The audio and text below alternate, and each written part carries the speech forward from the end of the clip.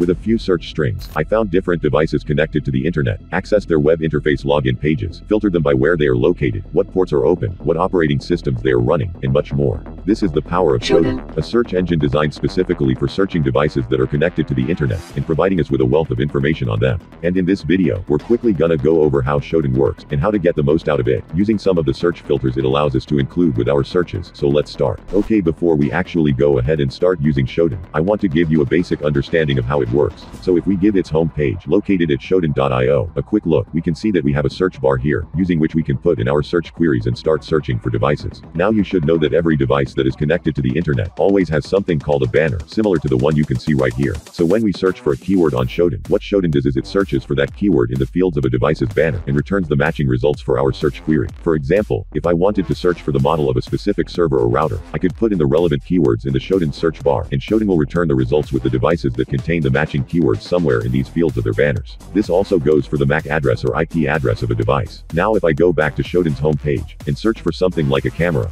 it will go ahead and list all the devices that contain the keyword camera in their banner. On the left side of the page, you can see that we also have some filters that we can apply to our search if we are looking for something specific. So we can search for devices by their location, ports, organizations, products, and even by their operating systems. These filters may come in very handy if we are looking to exploit the devices of a specific company or an organization. Now note that just because these devices contain the keyword camera in their data field, doesn't necessarily mean that they are actually cameras. They just have that keyword in their banner, and that's also why Shodan listed them. But let's just click on a few of these to see if we can actually find a web interface for a camera. And here we go. Now this particular camera does require a username and password to log in, which we can usually brute force into using default usernames and passwords of this manufacturer. But the fact that we were able to discover this camera's web interface can be very useful. If for example this specific camera belonged to an organization that we were thinking of hacking, and by compromising this camera, we can basically compromise the network of that organization. If we use this camera as an access point, or we could just simply invade that organization's privacy, which could help us in performing multiple social engineering attacks. Now I'm not going to be doing any of these things with this camera, as of course I don't have the permission, but what I am going to do is try to search for cameras that have no authentication on them, and are just open to the internet for anyone to access, using some filters with my search. So to do it, if I just go back up here in the search bar,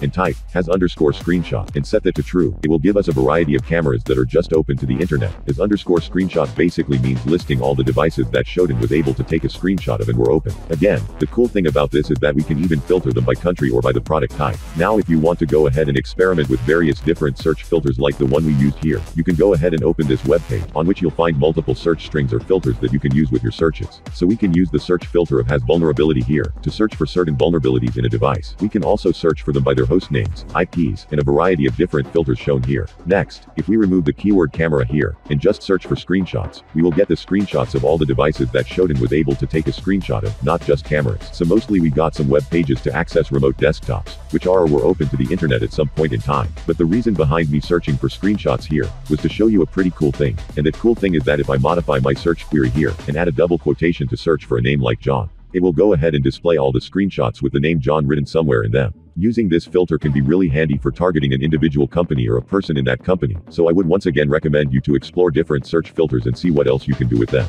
Now before I end the video here, you should know that there are a dozen of other interesting search queries, using which you can find some crazy stuff on Shodan, and these search queries can be found on Google or various online forums if you look for them. Additionally, you can also go to shodan.io/explore, to search for different devices categorized by Shodan itself.